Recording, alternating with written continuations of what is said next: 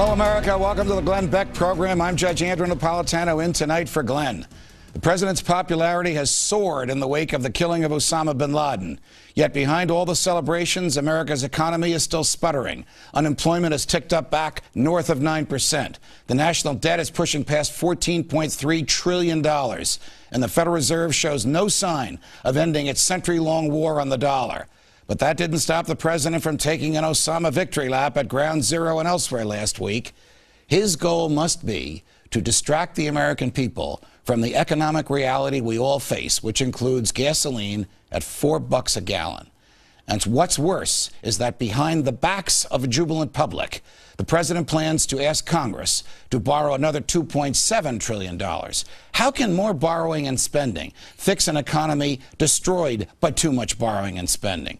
Only when the government stays within its means, only when the Fed stops printing cash, and only when the government lives within the confines of the Constitution will our economy begin to prosper. This week, the Democrats will introduce their solution: get rid of tax breaks for big oil. How will that fix the deficit? Steve Moore, senior economic writer for the Wall Street Journal, and Charlie Gasparino, senior correspondent at the Fox Business Network, my good buddy and author of Bought and Paid For, join us now.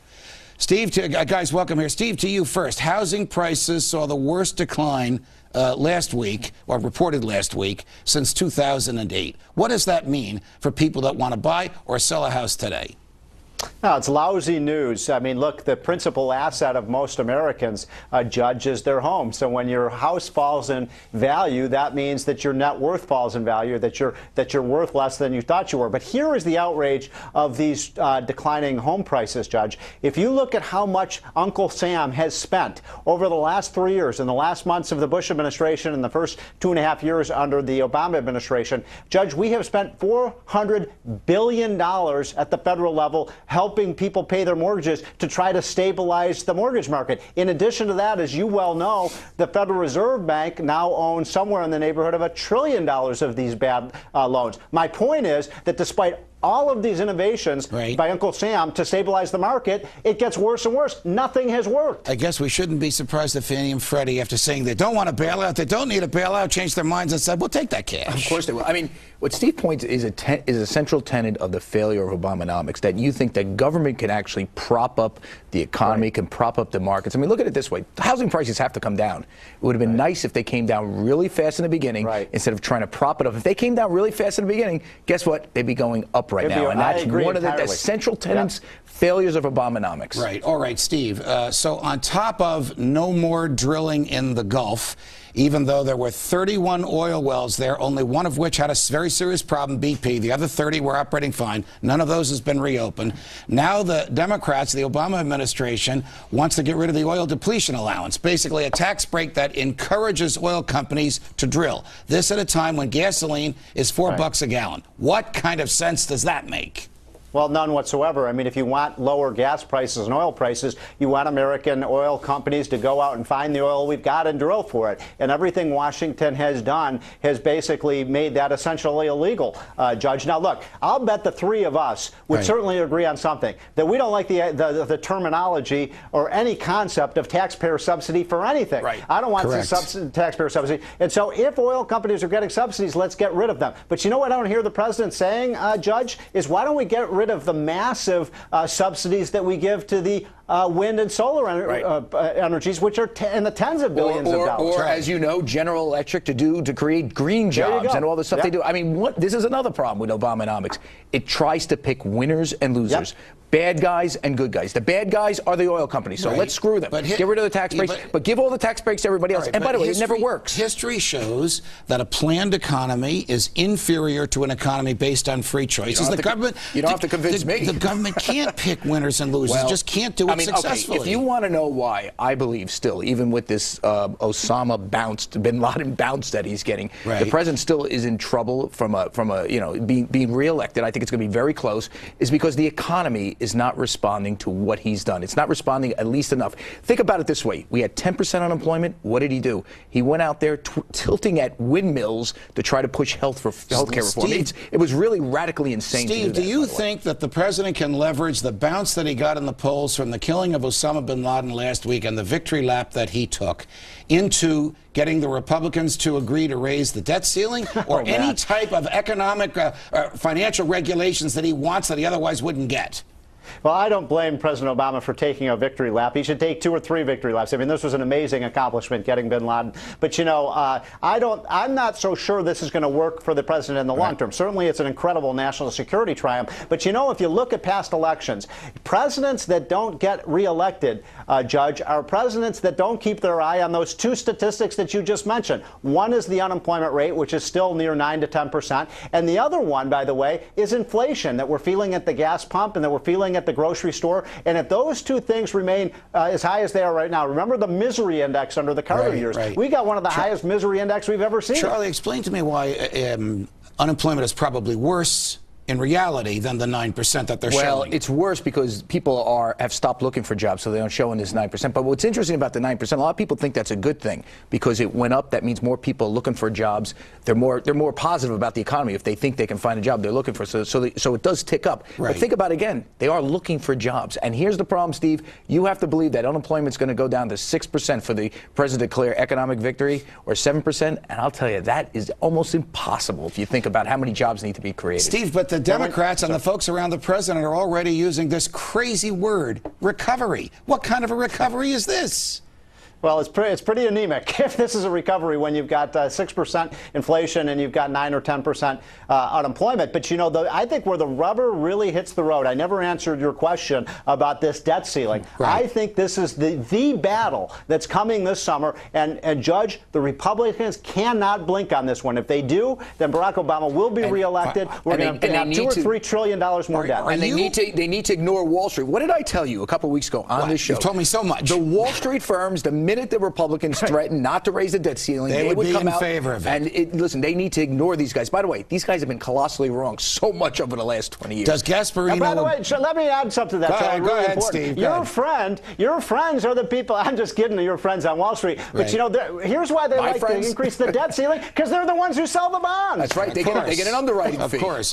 Do you agree that the Republicans should not let the president and Tim Geithner borrow more money? Or do you take the Stuart Varney view that this would cause, the Tim Geithner view, that this would cause a catastrophe overnight? It will, because if we're in such a fix right now, we have to borrow to repay old borrowing. But to do that, they have to extract their pound of flesh, which is something. Give me something. And by the way, the markets will react so positively if we do something significant on debt. All right, before we go, Steve, oil went down last week. Gasoline went up. Can you explain that? Oh, there's a long lag time between the time you pump the oil from the ground and it ends up in the gas tank. But you know what? The oil price went back up again. And as long as we have this easy money policy, Ben Bernanke is as responsible as Barack Obama is for this bad economy. Absolutely. Charlie Gasparino, Steve Moore, it's a pleasure. Thanks very much for joining us, guys. Great to be with you. Always terrific. Today in Washington, Timothy Geithner, the Secretary of the Treasury, is giving advice to the Chinese on what they should do with their currency. What a laugh. Shouldn't the Chinese be giving us advice on the value of hard work and savings?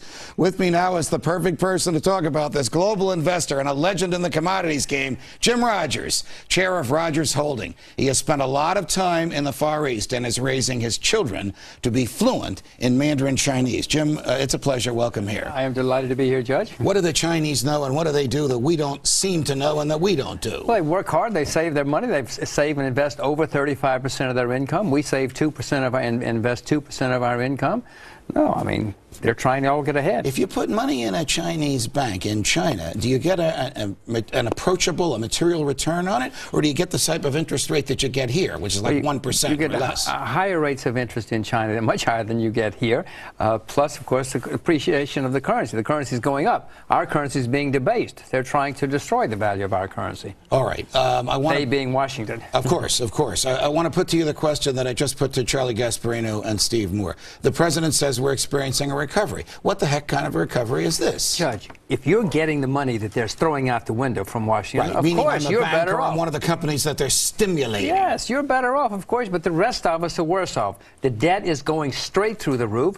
The nation is getting into trouble. Then next time we have a slowdown, what are we going to do? We shot our bullets. What will happen if the Republicans stick to their guns and do not allow the president, do not vote to raise the debt ceiling. Bear in mind that earlier today, Speaker Boehner, the leader of the Republicans in the House, said we have to let the president borrow more. Bear in mind that there's a strong contingent of Republicans in the House that believe now is the time to draw the line in the sand. What happens if they do draw that line? If they draw the line, right, the economy is going to slow down, but the government will stop spending. We're going to take some pain, but let's get the pain over with now, because if we wait a year or 2 years or 5 years, the pain's going to be unbearable. We're not going to be able to take the pain. Here's my argument. My argument is, tell me what you think of this. If we just keep raising the debt ceiling and borrowing and borrowing and borrowing with no moral or financial intention or wherewithal to pay it back, at some point there will be a crisis because we will be paying too high taxes, too much in debt service, and something very bad will happen. And basically, when they want to raise the debt ceiling next week, they're just delaying the inevitable. Well, you're exactly right. That's what I said. It's going to be unbearable pain if we have to wait 5 years before the market suddenly says to us, no more, we're not going to lend you any more money, interest rates will go through the roof, the value of the dollar will collapse. You talk about pain, you talk about suffering. Wait till that happens in 5 years or 3 years. You and I were raised believing that China was a communist country and that the rulers were dictators, and in large measure they are. However, is free market economics taught in Chinese schools? Judge, let me tell you, Chinese call themselves communists, but they're not communists. They're the best capitalists, among the best capitalists in the world, right? California is more communist than China right now. Whoa! You know, Massachusetts is more communist than China. Right, give me an example of the flourishing of the free market in China, and mention the government, because my fear is not that people won't have the energy, it's that the government will stifle them. Well, wait a minute. First of all, the government changes every 5 years in China. It's not a dictator. You call it a dictatorship. What kind of dictatorship is it where the government changes every 5 years and you guys come in to run it? Mao Zedong is dead. Right. Mao Zedong is not coming back anymore. Joseph Stalin is not coming back anymore. Those days are finished. Nobody wants to be a communist anymore. Is it easier to start up a company in the literal startup sense, where you get seed money and you make a small investment and some people loan money to you and you sell them your ideas in China than in the United States today? Well, the venture capital business is booming in China. Yes, Western venture capitalists and Asian venture capitalists are flocking there, keep investing with people, young people, old people, to start businesses. Whether it's easy or not, I don't know, because I haven't done it in the U.S. or in China recently. But I know that lots and lots of people are doing it. And there are huge numbers of people making vast fortunes in China who started off as rag dealers. When the president and the Treasury Secretary and those who agree with them complain about trade deficits, do they know what they're talking about? Example, if I can buy a widget or a million widgets from a manufacturer in China, the quality is as good or better than here and the cost is a lot less. What's wrong with that? I agree. Wouldn't you want to buy something that's cheaper and just as good? Of course. And by the way, China has trade deficits with other countries. You know, the Germans, for instance, have a trade surplus with China. So some people are able to go into China and sell things and make money and still do better than we do. And why does the American government have a problem with that? Please, Judge, you're bad for my nervous system. You know, they don't know what they're doing. They don't have a clue what's going on. They're all sitting around trying to buy each other's votes, pay off their friends, and win another election. They're not trying to do what's good for the country. All right, what do you think that the Treasury Secretary is negotiating, even as we speak, Tim Geithner, with his counterparts from China, who's visiting him in Washington this week? What does he want from the Chinese financial community? Well, what he says he wants is for the value of the U.S. dollar to go down and the value of the Chinese currency He's doing to go a pretty good job of reducing the value of the American dollar by himself here. You're right. He doesn't have to do it exactly right. He could do it all by himself. No, but he's trying to get the Chinese to agree to let the value of the dollar go down, the Chinese currency goes up. He thinks that will solve our trade deficit. Judge, throughout history, people have tried to debase the currency to try to get the economy going. Right. It has never worked in the long run. It has never worked in the medium term. But the mindset of Tim Geithner and Barack Obama and Ben Bernanke, the chair of the Federal Reserve, is that they don't debase the currency. You and I believe they do. Basic economics teaches that they do. What will it take to get through their skulls that when they print cash, they don't make people richer, except the people to whom they initially give that cash? When they resign. when they get thrown out of office. Then they'll understand. Then they'll understand what's going on. It has never worked what they're doing. But, you know, Mr. Geithner has never been right. Going on. It has never worked what they're doing. But, you know, Mr. Geithner has never been right. Please look at his records in the 17 years he's been in Washington. And Mr. Bernanke, oh my goodness, he has never been right about it. You should get somebody to research it at Fox. Just go down and see what he said every month. Right. If I were wrong every month for 8 years, you wouldn't have me back on the show. He's been wrong every month for 8 years. Absolutely, absolutely. Last question before I let you go. Do the negotiators in Washington, Joe Biden, John Boehner, Republicans, Democrats in the Congress and the executive branch, have an eye on China? In other words, are they, about the national debt, are they concerned that China might think that we might not be able to pay them back? Of course, Judge. The Chinese have said, wait a minute, guys, you keep running up huge debts. What are you going to do? Would you keep lending money every month to somebody who just keeps building more and more and more debt? If you had a brother-in-law like that, wouldn't you say, listen, brother-in-law, I'm not going to lend you any more money. You got to go and take care of yourself. Well, that's what the Chinese are starting. But a lot of people, a lot of people are. You know what's so good about you, Rogers? You make these things sound so easy and understandable and compelling. I hope the government is watching. Jim Rogers, it's a pleasure. Have a great trip back to the Far East. See more with the self-made millionaire investor Jim Rogers. That's tonight on my show, Freedom Watch, at 8 p.m. Eastern on the Fox Business Network. Not O'Reilly, Freedom Watch. And just call him the $1 Million Man, right? Ron Paul. After last week's Republican presidential debate, the congressman saw a cool $1 million come into his campaign checkbook in one day. We'll hear why he may or may not be the best Republican presidential nominee. 2012 presidential race, a spokesman for former House Speaker Newt Gingrich says the Republican is going to formally announce his bid this Wednesday. Does he stand a chance against Ron Paul? One of my colleagues, Juan Williams, wrote a column today saying he thinks Congressman Paul, who's already run for president twice, is the man to beat in the current Republican race. My next guest has her own opinion. Fox News political analyst and New York Post columnist and my good friend Kirsten Powers joins me now. Kirsten, welcome here. Were you as surprised as I when you saw Juan Williams' column this morning in which he says Ron Paul is the most intellectually honest, most consistent in his views, and shockingly is now leading in the polls and in money raising? Well, no, I wasn't surprised, and there is a CNN poll where Ron Paul actually looks like the man to beat because he's the one who comes the closest to beating Barack Obama within about 7 points, which is pretty incredible. I wasn't surprised at what Juan wrote because I felt the same way. I feel the same way about Ron Paul, and you know, when I was watching the debate, I also felt like, why don't the Republicans want to vote for this guy? You know, he's great. But that's kind of the problem for Ron Paul, I think. All right. Does he represent a vision of the Republican Party closer to Barry Goldwater than either of the George Bushes? Would that be fair to say? Yeah, I think that's definitely fair. Go ahead. Well, and I just think the fact that he can appeal to people like me or to people like Juan, and I don't think either of us are saying we would vote for him, but that we find him appealing sort of explains why he would have a problem with the conservative base in the Republican Party. All right. You are a Democrat. You are a moderate Democrat. You worked in the Clinton administration. How does Ron Paul appeal to you?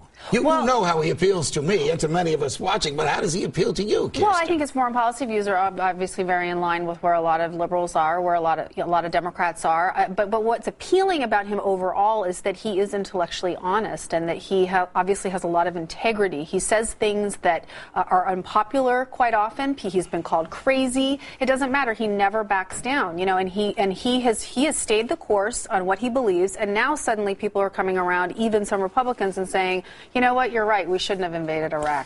Yes, a lot of Republicans are saying we shouldn't have invaded Iraq. A lot of Republicans are saying we should come home. Are Republicans saying now that Bin Laden is dead at a cost of who knows what? I'm not talking about the 40-person attack team last week. That was about as surgical as could be. I'm talking about the billions and maybe trillion that was spent in the 10 years preceding it. But are Republicans in D.C. saying now that Bin Laden is dead, we don't belong in Afghanistan because that's unwinnable and we achieved our goal? I think the Republican Party is split on that issue. You've seen different people come out and say, what are we doing there? A lot of the leading conservative thinkers have said, what are we doing there? It's time to get out. Now, I don't know if that's some of it is a little bit because it's now Obama's war and they don't care as much about it, or if they, you know, I think some people legitimately think that we're losing and we're not going to win and it's not worth the money.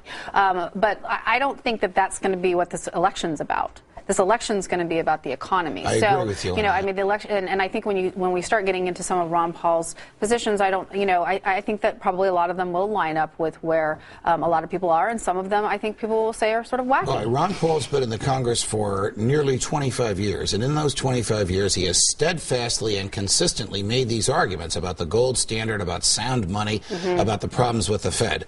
Question, has he succeeded in moving those arguments, which were once considered loony, now into the mainstream to the point where they are openly discussed at a Republican presidential debate?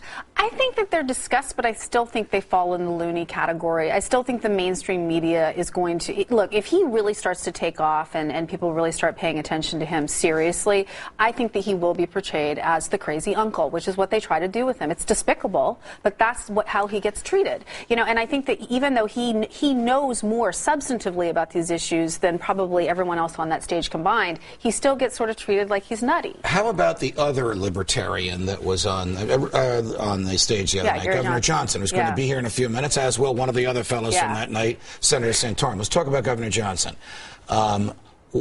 What is his standing with the base of the Republican Party, even with the Barry Goldwater, Ronald Reagan wing of the Republican Party? Well, look, he's pro-choice. So is that a killer in Republican primaries? I think it is a killer in the Republican primary. Now, because the economy is such a big issue, maybe he could get around it. I think it's very unlikely. He's another one, I'll tell you, my Democratic friends who watched the debate were saying, I like that Gary Johnson guy. Again, I really feel like if Democrats are saying that probably doesn't bode well for a Republican primary. Ron Paul is staunchly pro-life. Who does President Obama least want to run against from among all those whose names have been mentioned, from Donald Trump to Ron Paul and everybody else in between? I honestly don't think any of them keep him awake at night. Mitt Romney is probably, since he was considered the front runner, he's the most reasonable person. I think he probably could maybe appeal across party lines, although as I say it, the problem with Romney, of course, is Romney care, and so they know that they can hang that around his head. Right. I mean, I just don't really think any of them really are much of a cause for concern. I mean, it's just it's such a weak field, and I think that and Ron Paul maybe could do better in this field than last time. All right, Kirsten Powers, always a pleasure. Thank you very much for joining us, my dear. Now that Osama bin Laden is no longer a threat, just how safe are we? A look at the latest retaliation threats from somebody who knows all about this stuff, next. Interrogate the wives of Osama bin Laden captured in last weekend's raid. Pakistani government sources have not said yet when that would take place. President Obama has signed a disaster declaration for Tennessee. It will allow federal funding to flow to the storm-ravaged state. The Mississippi River could crest tonight in Memphis, but authorities are confident the levees will hold. And in upstate New York, 2 single-engine planes have crashed in a wooded area. There are reports one person is dead. It's not clear yet whether those planes collided. For more on the river watch in the south, go to foxnews.com. The Glenn Beck program returns in a moment, but first, Brett previews special report. Hi, Brett. Hi, Patty Ann. Coming up, Pakistan's prime minister pushes back. Exactly what did Pakistan know? We'll have the details. Plus, Britt Hume is here with analysis about what exactly the Gang of Six is doing on Capitol Hill. Join me at the top of the hour for special report. Now back to Glenn's show.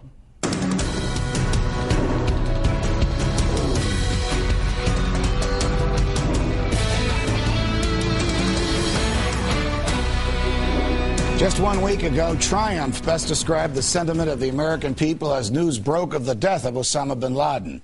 Even President Obama talked about the feeling he had after confirming the death of the FBI's and arguably the world's most wanted terrorist. It was a moment of great pride for me to see our capacity as a nation to execute something this difficult this well. This difficult, this well. Despite the mission's success, Pakistanis have some feelings of their own, taking to the streets this weekend to denounce the United States for killing bin Laden. So as new threats of retaliation from both the Taliban and al-Qaeda arise, is it crazy to think our feelings of triumph were just a sense of false security? Joining me now, Michael Scheuer, former head of the CIA's bin Laden unit, author of Osama bin Laden. Michael, I can't think of anybody better to talk about the aftermath of the death of Osama bin Laden than you, and I thank you deeply for being here with us. Thank you, Judge. Are we safer now that Osama bin Laden is dead? Or stated differently, are things better or worse? Well, I'm not sure that they're worse. I think that they are removing Osama bin Laden from the scene was a terrific tactical victory. It is revealing a number of things that are uncomfortable for us, but certainly getting him out of the way is important. It's always better to have a dead martyr than a live smart guy working against you, and he very clearly was involved in working against the United States. But other than that, we're still getting beat in Afghanistan. The president has just about announced the surrender. The Taliban clearly is on the offensive. Our borders are still wide open. There's nothing to stop someone coming into our country. And generally speaking, the Islamist movement is more active, more spread out, and more, unfortunately, more violent than it has been at any time in the last 15 years. Is the government, is General Petraeus, before he leaves to run the CIA, prepared for what the Taliban will claim to be the spring offensive in Afghanistan?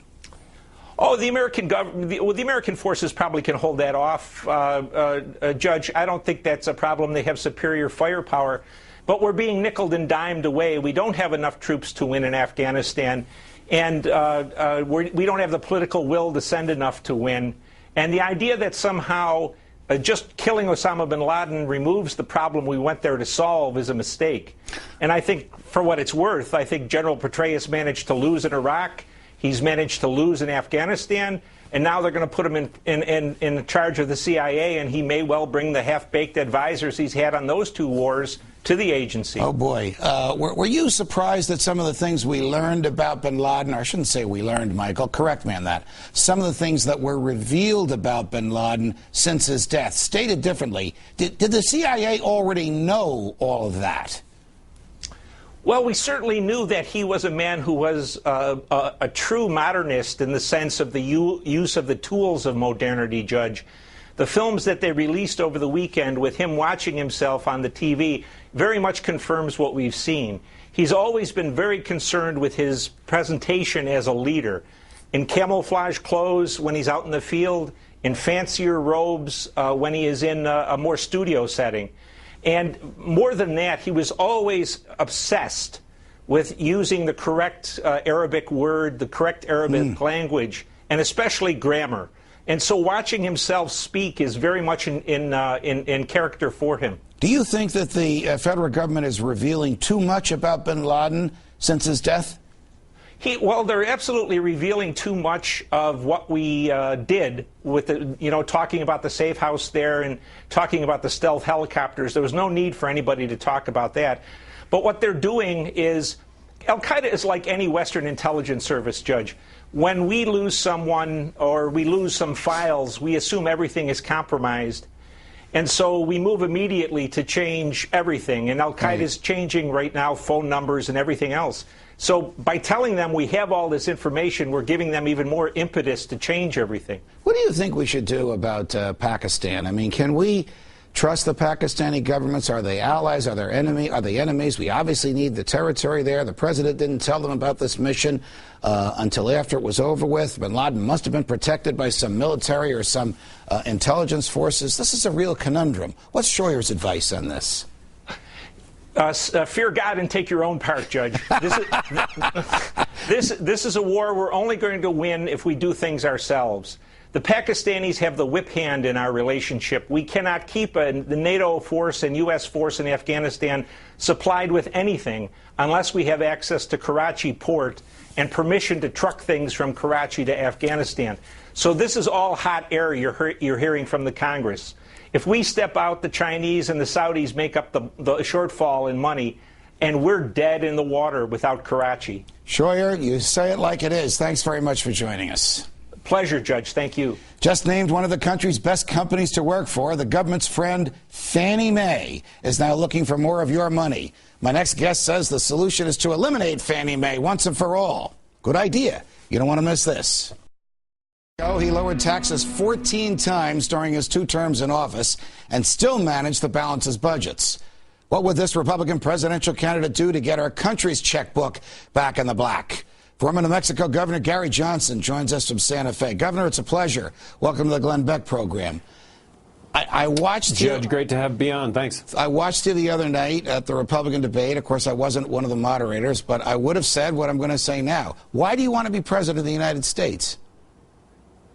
Well, I wouldn't be doing this if I didn't think I could do a really good job, and I wouldn't be doing this if I didn't have the resume to suggest that that might actually be the case if I were elected. So, great opportunity with the debate the other night. I have no complaints with the debate.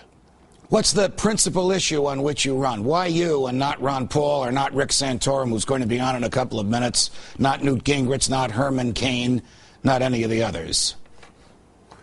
Well, I do have a history of looking at everything from a cost-benefit analysis, and in that context, I probably vetoed more bills than all the other governors in the country combined when I was governor of New Mexico. So what's the government spending its money on, and what are we getting for the money that we're spending?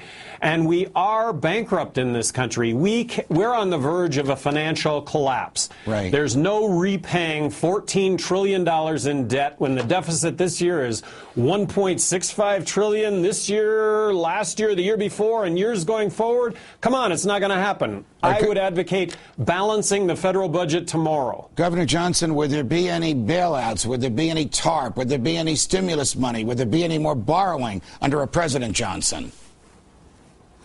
You know, what I think the Americans are sick of is the notion that the government picks winners and losers. They do that when it comes to business. They do it when it comes to banking.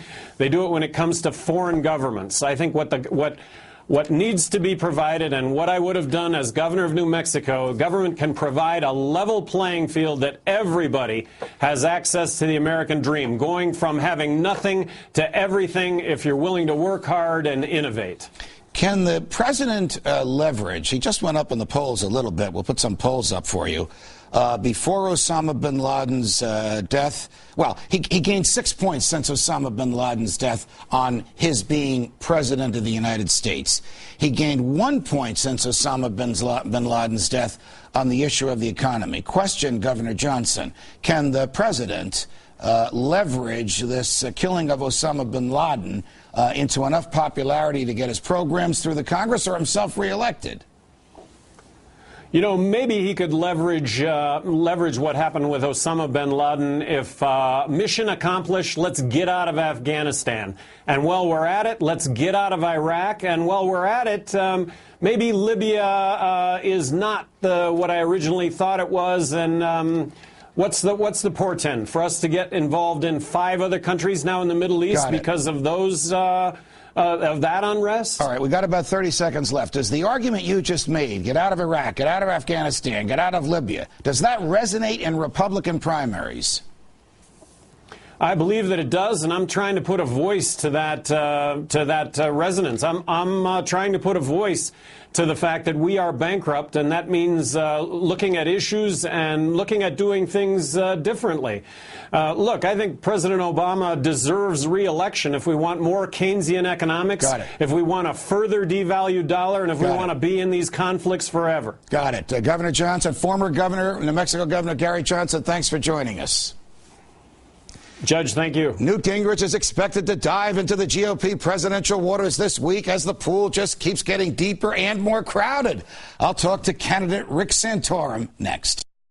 As the Republican candidates throw their hats into the presidential election ring, Newt Gingrich is expected to be the next to announce, and we just heard from candidate former New Mexico Governor Gary Johnson.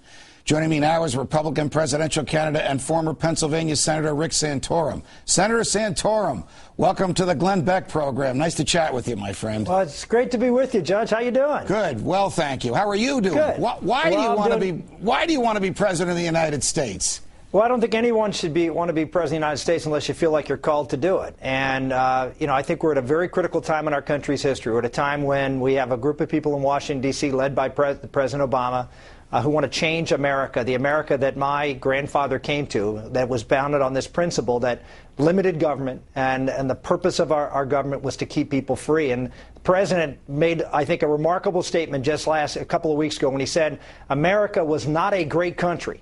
Not a great country until Medicare, Medicaid, and unemployment insurance passed in 1965. Oh, boy. America was founded great. People, we need a leader, someone who's been a passionate leader, who's been conservative and principled in his time in elective office, who can win in tough elections, can defeat Democratic incumbents, who can go out and articulate a vision, a very different vision than Barack Obama has for this country. Can you keep the government within the confines of the Constitution? Could you run the government without more borrowing? Could you not borrow money money and not increase the debt, unlike the president who wants to add $2.7 trillion to it? I'm the only person that's been out there who's actually worked and led the fight, actually drafted the Contract with America bill that ended a federal entitlement, which was welfare reform, and worked in the United States Senate to pass it. Jim DeMint and I, as well as many others in previous years who went out and argued for Social Security reform, actually reducing the cost and making Social Security solvent. And I did that in a state that had the second highest per capita population of seniors in the country, and I won re-election after having advocated for that in 1997 and 98. So I mean, you have someone who's actually been out there talking about the big issues of the day and doing more than talking, right. Being someone with answers who's actually solved these problems and can solve them in the future. We only have about half a minute. How do you feel? You feel good about this? You seem to have a lot of fire in your belly. Yeah, look, a lot of fire in the belly because there's a lot of fire in the belly of people across America. They know what's going on in Washington. They know this is a big election. It's the most important one in our country's history to really get back to those constitutional principles. If Obamacare is implemented, I said this in every speech, then the America that my grandfather came to is gone, and we can't let that happen. Got it. Senator Santorum, it's a pleasure. Thank you for joining us. Next, thank you. Tackling the economy in a big way. Does the government work for us, or do we work for the government? Can the president's newfound nerve and muscle in executing his foreign policy be translated into success with his economic policies here at home? Tonight, the power of the presidency and domestic politics. Last week, the president united the country in a manner not seen since the days immediately following 9/11. He did so, of course, with the daring raid that killed Usama bin Laden, and he extended the euphoria with the victory laps he took around the country. The calls for pictures of the dead bin Laden, the questions about the lawfulness of the raid, the criticism of the government for giving vastly different and even contradictory versions of the bin Laden killing have all died down in deference to the relief felt by all of us that bin Laden is dead. And I say this as one who has harshly criticized and seriously questions the lawfulness of this episode. It is over, and it is a relief. The president has obviously taken the pulse of the American people, and it is beating happily when monsters are killed. So happily that last week, during the celebrations over the death of bin Laden, President Obama tried to kill this man, Anwar al-Awlaki. He is a cleric living in Yemen who has apparently encouraged violence and death here in the U.S. He is also an American, born in New Mexico in 1971. The attempt to kill him marks the first known military order by an American president to kill another American, other than via the imposition of the death penalty after a trial, since the Civil War. Even FDR opted to try German saboteurs caught in Florida and New York at the height of World War II, and when he learned that one of them was an American, spared him the death penalty. President Obama clearly knows he is riding the crest of a wave of popularity now, and he knows that Americans want their enemies slain, no matter the procedure that brings about their death. One of America's enemies that the president cannot slay is our terrible economy. Not only can he not slay it, but he has actually made it far worse with his borrowing and central planning. Have you been to the dentist lately? Well, if you have, and if you want to pay your bill over the course of the next year rather than all at once, you will need the approval of federal bureaucrats, thanks to President Obama's financial regulations. So much for your freedom of choice. Have you been to your doctor lately? If you have, then you no doubt saw him or her using a laptop to record whatever you revealed and whatever the doctor diagnosed. What you should also know is that federal bureaucrats have access to all the information in that laptop, thanks to Obamacare. So much for privacy. If you've been to the gas station recently, you see a number never before seen in American history. $4 a gallon for gasoline. So much for the stimulus packages and oil drilling moratoriums. And if you watch Fox News regularly, then you know that the federal debt, the debt of the federal government, which is now at $14.3 trillion, was at $9 trillion when President Obama entered office. And he's now asking the Congress to borrow another $2.7 trillion. Earlier today, the Republican Speaker of the House said we need to let him borrow. Let him borrow? How on earth can a problem caused by too much borrowing and spending possibly be cured by more borrowing and spending? Answer, it can't. It will just delay for another day on the watch of some future president and Congress the inevitable crisis that comes when the borrower cannot pay back his loans. What shall we do? Well, we should carefully scrutinize the Republican candidates for president to be sure that they are true to small government, sound money principles, and that they are faithful to the Constitution. Those three broad brush areas alone, the size of the government, borrowing and spending, adherence to the Constitution will be the points of debate that will decide our future in the presidential election in 2012. Oh, and then there are first principles by which we live our lives, and we should insist that the government does the same. Don't spend money that you don't have. The people are entitled to a government that stays within the confines of the Constitution. And anyone in the government who thinks that we can all get richer just by letting the Federal Reserve print more cash should have his head examined and then be booted from the government. Tonight on Freedom Watch on the Fox Business Network at 8 p.m., we have an ATF agent who blew the whistle on his bosses. Are you ready for this? For selling machine guns to Mexican drug gangs. From New York, defending freedom. So long, America.